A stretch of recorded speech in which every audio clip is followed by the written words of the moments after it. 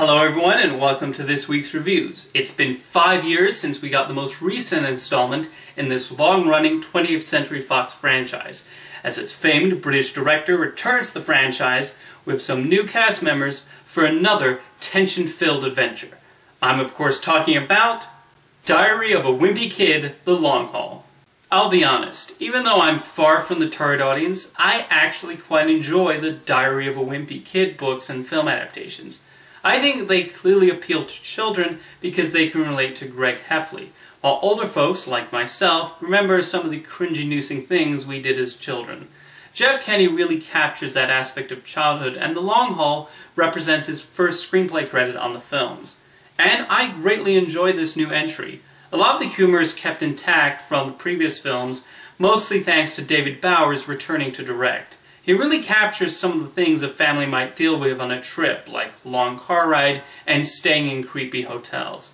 The interaction between the family works well, and Greg is still self-serving as usual, which is a major part of what differentiates him from other child protagonists. There's a meat to Diary of a Wimpy Kid I admire. Jason Drucker proves to be a solid replacement for Zachary Gordon, and I liked how Alicia Silverstone and Tom Everett Scott played the parents, with the mother given more of an arc here than usual. I understand some are thrown off by the new Roderick, and he is a bit more stupid than the one in the previous films, but Charlie Wright still does a decent job in the role. I think what slightly puts The Long Haul below the first three films, it is a tad more schmaltzy. I thought the other ones handled the sentimentality with a bit more subtlety. Nonetheless, I found this to be another worthy adaptation of Kinney's delightful books, though I get the feeling these actors will move on to a Wimpy Kid television series as opposed to another sequel. Next up is the latest installment in the Alien franchise, I mean it this time, Alien Covenant.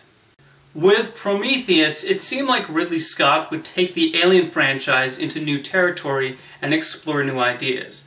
With Alien Covenant, it looks like he's abandoned that as he returns to familiar territory. This film retreats a lot of the same ground as the first Alien, and I found myself not caring a whole lot about what was going on. Not a single character in this film did I care about or root for. When the inevitable happens and each crew member is being killed off, I did not react at all. They primarily exist to be killed off by the Xenomorphs one by one. Most disappointing of all is Catherine Waterston-Daniels. She's given almost nothing to do until the very end, and is in the background a lot of the time. The main connecting tissue with Prometheus is the android David returns, and while he was a fascinating manipulator with curious questions in that film, here he has been seriously degraded. Although Michael Fassbender still delivers a solid performance, with him playing two different androids this time around. The film slogs along from set piece to set piece, and whenever we do get an action scene of some kind, there's a lot of irritating cuts and it's difficult to see what's going on. Scott and the screenwriters really beat the symbolism over your head to the point there's no room to put one's own interpretation on the themes. It's all spelled out for us, right down to a couple of unnecessary flashbacks.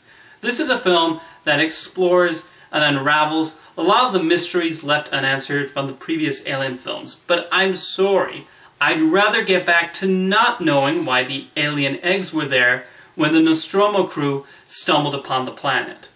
Alien Covenant follows every predictable story beat you'd expect. Ridley Scott tries to throw us for a loop a couple times, but even those twists are obvious from the start. As for the aliens themselves, they pretty much do what you expect them to do. I'm no longer scared of these chest-busting H.R. Giger creations at this point. Are there any compliments I can give this film? The production design is great, and like I said, the performances are good. Even Danny McBride does well as one of the crew members. Otherwise, I was thoroughly disappointed in this latest Alien film, and I start to wonder if I'll ever love one of these films as much as I do James Cameron's Aliens. Thanks for watching this week's reviews, and I'll see you next time.